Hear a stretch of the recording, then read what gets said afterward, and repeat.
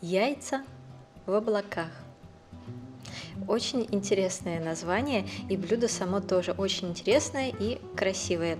Оно не из корейской кухни, но было приготовлено мною по случаю того, что у меня осталось очень много белков. Но я дополнила его элементом корейской кухни. Вот такой апгрейд уже знакомого может быть вам рецепта. Как я и говорила, у меня остались белки от приготовления яичных желтков в соевом соусе по-корейски, потому что в Японии тоже есть свой вариант. Итак, у нас яичные желтки в соевом соусе. Немного забегаю вперед, потому что скоро выйдет видео об их приготовлении. А вот, собственно говоря, яичные белки, которые остались от этих 7 яиц, даже не 7, а больше. Но суть не в этом. Если вы хотите на 2 порции, то тогда нужно всего лишь 2 яйца, и вы должны разделить желтки и белки.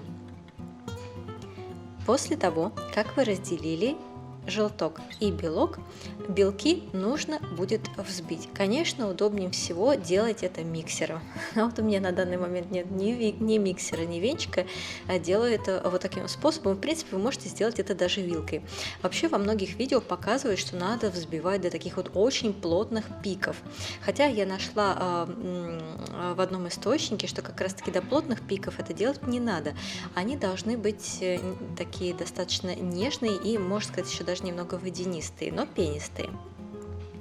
Далее, что мы делаем после того, как мы взбили белки до такой консистенции? Мы берем либо растительное, либо сливочное масло, наносим на сковороду и нагреваем ее на слабом огне. И вообще все это мы будем готовить на слабом огне. Я показываю, как это делать на сковороде. В данном случае всю взбитую белковую массу вы выкладываете ложкой и распределяете такого размера приблизительно как тост.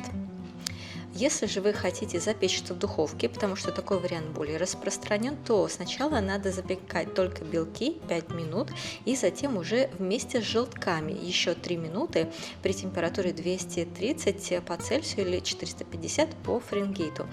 Старайтесь придать им такую красивую воздушную форму, то есть чтобы они были похожи на облачка.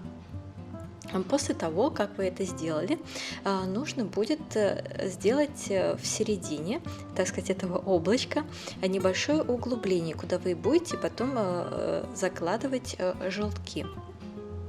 Вообще, это блюдо появилось в соцсетях в 2017 году, а на самом деле ему 400 лет, и появилось оно во Франции, и называлось не яйца в облаках, а яйца в снегу. Итак, если мы готовим на сковороде, то где-то около 3 минут на слабом огне мы это томим, и если у вас свежие желтки, то можно положить их и еще буквально 2 минуты потомить, но смотрите, чтобы внизу не подгорело. У меня же желтки уже маринованные, поэтому я пожарила на масле тост, вы можете сделать тост в тостере. Я показываю всего лишь один из вариантов, как это можно есть. И свое уже готовое облачко вы кладете на подготовленный тост. И поскольку у меня желтки уже замаринованы в соевом соусе, то я их вот такие вот сейчас туда сверху в это углубление и положу. Как я говорила, свежие желтки, то вы их либо по варианту запекания, либо по варианту приготовления на сковороде в определенное время туда кладете. И там уже выбираете сами время приготовления, температуру, в зависимости от того, как вы хотите желток более жидкий или же более плотненький. В данном случае, поскольку у меня замаринован в соевом соусе и выдержан уже 2 дня, то он будет достаточно таки плотный, и он уже со специями, которые были в этом соевом соусе. Если же вы используете не такие желтки обычные, то тогда в белок при взбивании можете добавить соль, черный перец по вкусу, и даже зеленый лук, и даже перец чили, и все что угодно, любые специи по вашему вкусу. Я же, положив замаринованный желток, сверху посыпаю немного нарезанным зеленым луком, и вуаля, вот оно, собственно говоря, яйцо в облаках. На самом деле это смотрится необыкновенно красиво, необыкновенно эффектно, и самое главное, еще ко всему прочему, вкусно. Поскольку у меня такой был полусырой вариант всего, что я старалась сделать, у меня было такое ощущение, что я реально ем облако.